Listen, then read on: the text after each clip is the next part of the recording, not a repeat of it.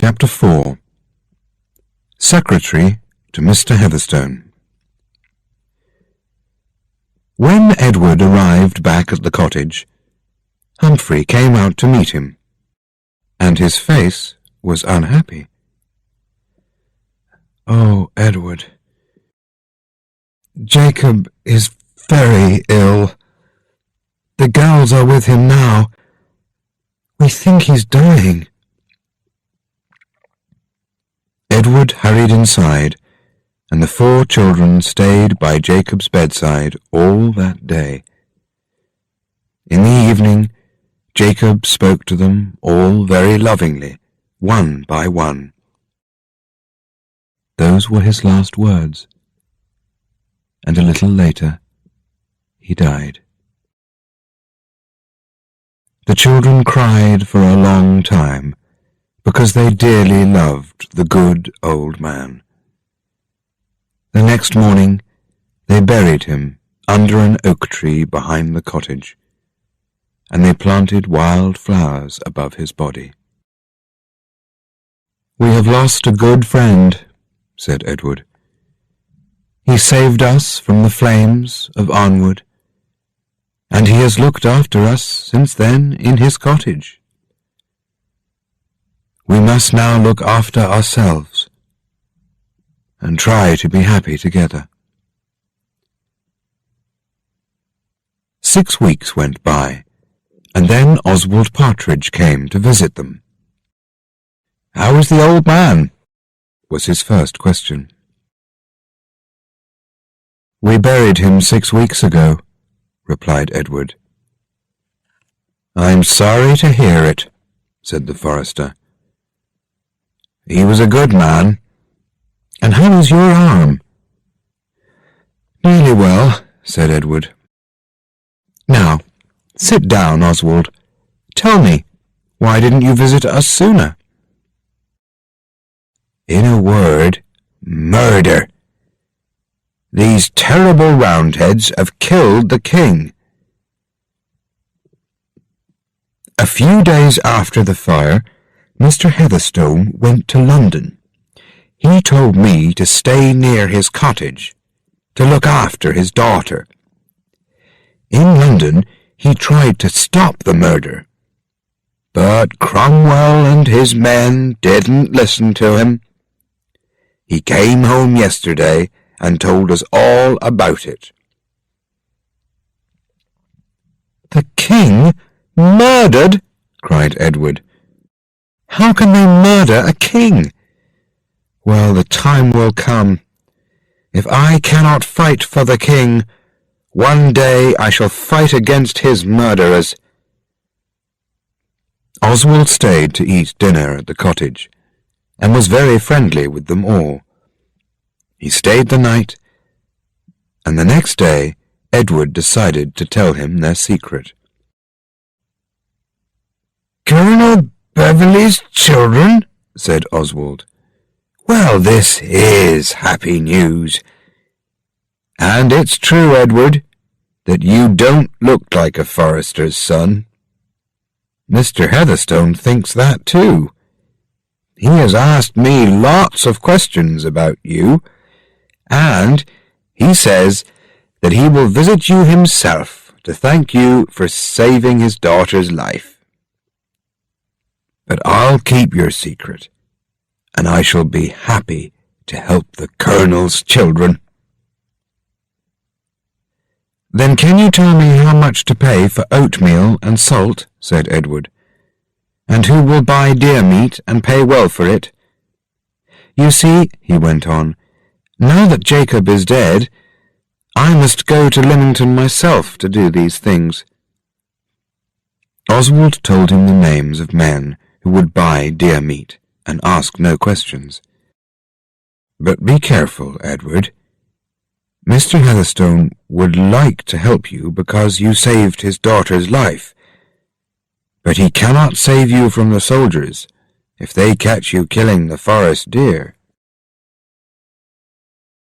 During that summer, Edward and Humphrey went hunting together when they needed meat. They kept a careful watch for strangers, but they knew the forest well now, and could move as silently and as cleverly as the deer.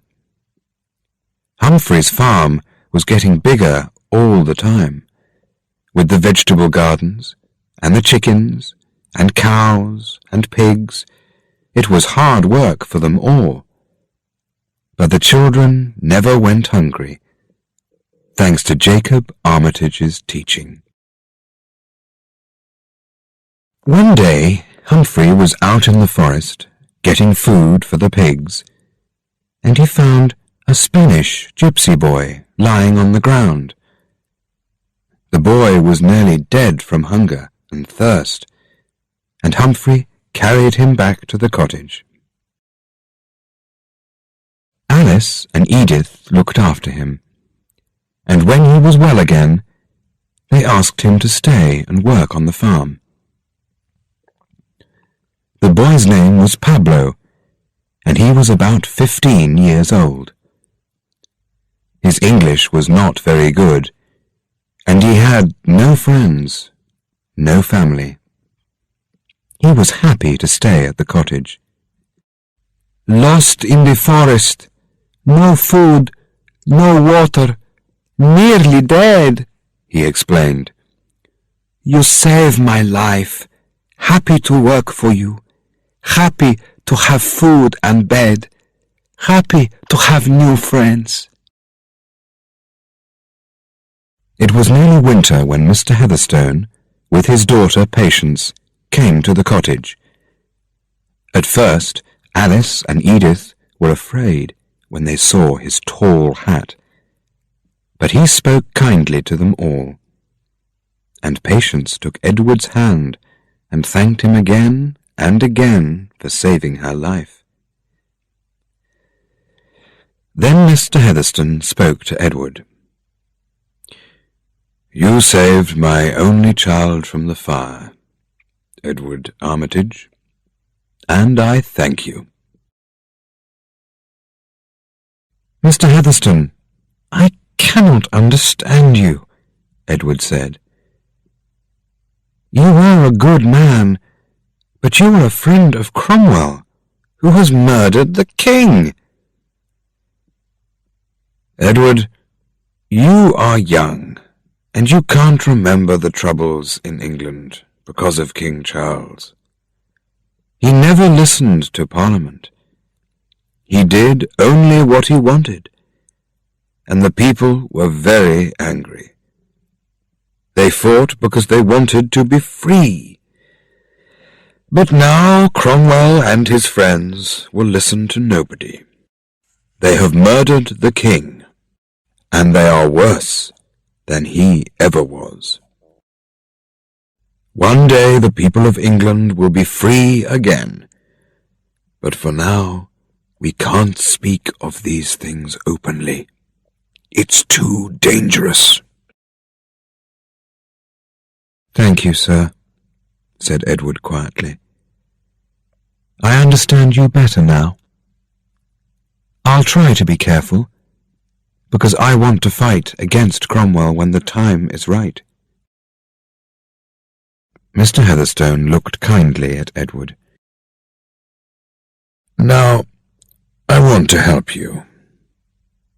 You know that you were born for better things than a forester's life. I would like you to be my secretary and live at my house. I will pay you, and you can help your family. Don't answer me now. Talk to your brother about it first." Alice and Edith made dinner, and they all ate together. Patience enjoyed the farm very much, and she liked Alice and Edith. "We shall all be friends," she said when they said goodbye, and she smiled her beautiful smile. Later, Edward talked to Humphrey. "What shall I do? I want to be a soldier, not a secretary," he said. "You're too young," said Humphrey. "I like working on the farm, and now I have Pablo to help me. I know that you want to get out into the world, but for now you must take this job. Mr. Heatherstone will be a good friend to us all." So Edward bought a black suit and a tall hat, kissed his sisters goodbye, and went to live in Mr. Heatherstone's cottage. Every morning he wrote letters for Mr. Heatherstone, and every afternoon he spent time with his daughter. He began to like Patience very much. Every week he rode across the forest to see his family. Sometimes Patience went with him to visit Alice and Edith. And so a year and more went by. The next winter there was a lot of snow, and travelling was difficult. But in the world outside, things were happening, and news came to Mr. Heatherstone in the spring. "The king's son has arrived in Scotland, and is now King Charles II, he told Edward. "He's coming south with his army to England, and I think the time is right for you to ride north and meet him. I'll give you letters to some friends who will help you." And so, the next morning, Edward said goodbye to Patience and kissed her hand. She cried to see him go. Then, with his father's sword by his side, Edward rode away on Mr. Heatherstone's black horse, to fight for the king at last. Chapter 5. Soldier of the King. Edward had many adventures. He made new friends, and the king was very pleased to learn that the children of Colonel Beverley were alive and well. But the time was not yet right for King Charles II. Cromwell's army was still very strong, and by autumn 1651 the king's soldiers were either dead or running away back to Scotland. The king himself escaped alone. No one knew where. Edward returned secretly to the New Forest, wearing the uniform of a dead Roundhead soldier. He arrived at the cottage late at night, and frightened his family and Pablo very much. Then they heard his voice, and in a minute Edward was in the arms of his brother and sisters. Early the next morning, Edward rode across the forest to see Mr. Heatherstone, who was very pleased to see him. He listened to Edward's news, then said, "So, we must wait a while longer before we see a new king, and we must still pretend to be Cromwell's friends. We'll say that you went to fight for Cromwell. It was clever of you to come back in a Roundhead's uniform. That will help to keep both of us out of danger." For some days, Cromwell's men searched the forest for the king. Then came news that the king was now in France, and at last the soldiers left the forest. Edward returned to his job of secretary to Mr. Heatherstone. Patience was very pleased to see him again, but Edward felt uncomfortable. He now wanted to tell Patience that he loved her, and he wanted to tell her father the secret of his name.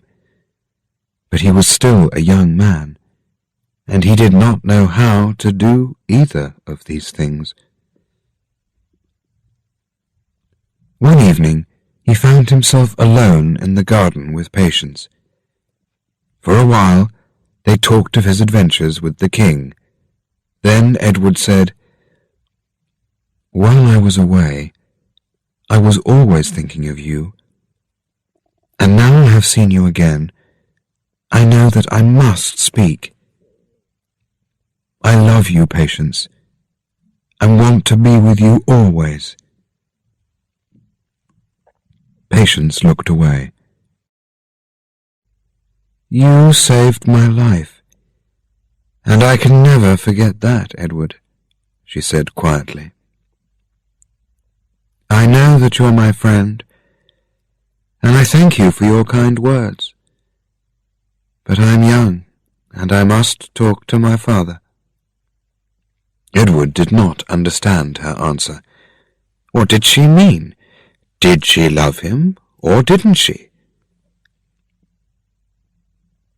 "Do you think that your father will say no, because I'm only a poor forester?" he began. Just then Mr. Heatherstone came out into the garden and called to them. "Edward, I was looking for you. A letter has just arrived from Parliament. Look."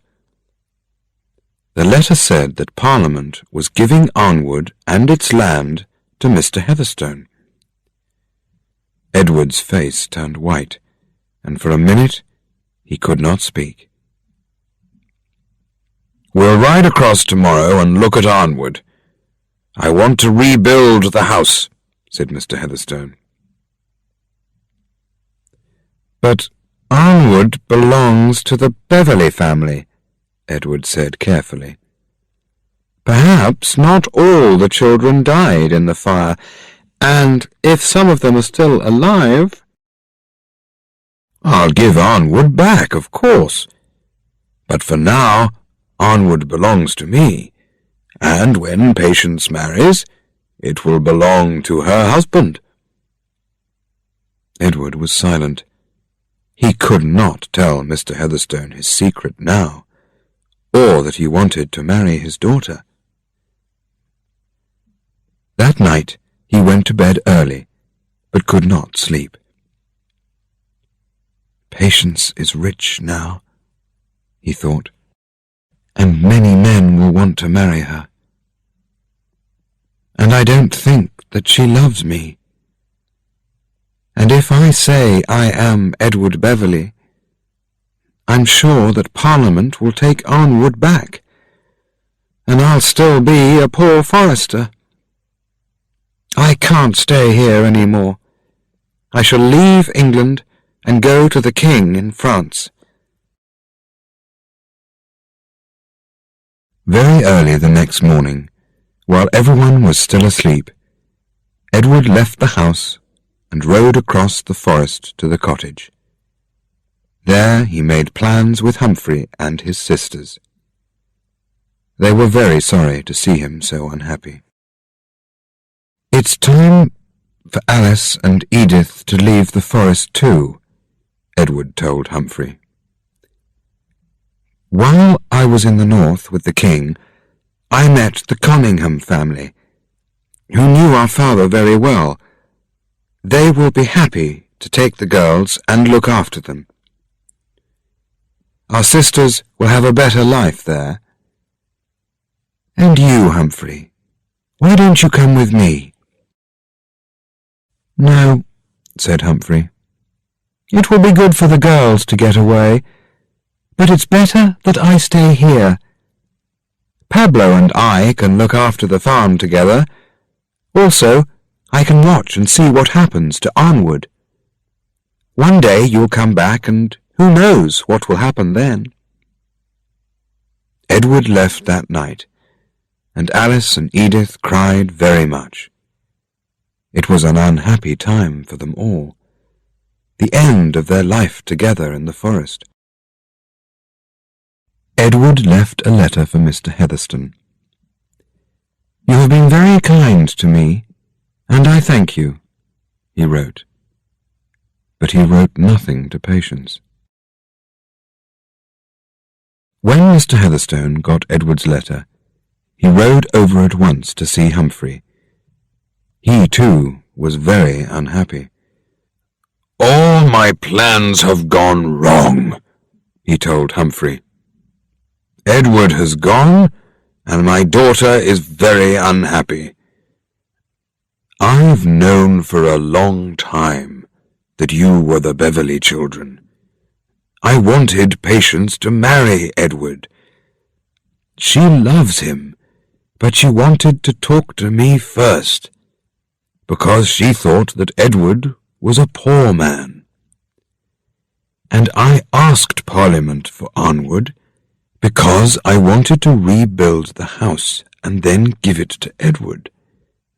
Will you help me, Humphrey, to rebuild the house? One day the king will come back to England, and Edward will come back too. I want Arnwood to be ready for him.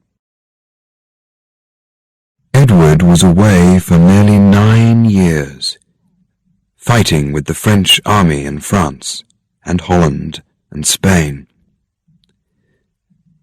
But in May 1660, after Cromwell died, Charles II came back to be King of England, and Edward Beverley was with him when he rode into London. Those were happy times in London, but the happiest day of all was the day when the Beverley children of the New Forest were together again at last. The farm at our cottage is now very large, Humphrey told Edward. Mr. Heatherstone rebuilt Arnwood and says that it belongs to you. He'll be happy to see you again. And what about Patience? Alice asked. Do you still love her, Edward? She's here in London, you know. Yes, I saw her one day in the crowds at the King's house, said Edward. She's more beautiful than ever. I still love her, but I'm sure that she has forgotten me. You were very unkind to her, Edith said. She was very unhappy when you went away. But she hasn't married anyone in these 9 years, and lots of men have asked her. So I think that she still loves you. Edith was right, and about a year later Edward married Patience, and they lived happily together at Arnwood. Oswald Partridge came to work for Edward there. Humphrey married the daughter of a friend, bought a bigger farm, and gave Jacob Armitage's cottage to Pablo. And Alice and Edith, now beautiful young women, married soldiers of the king. And there we will say goodbye to the Beverleys,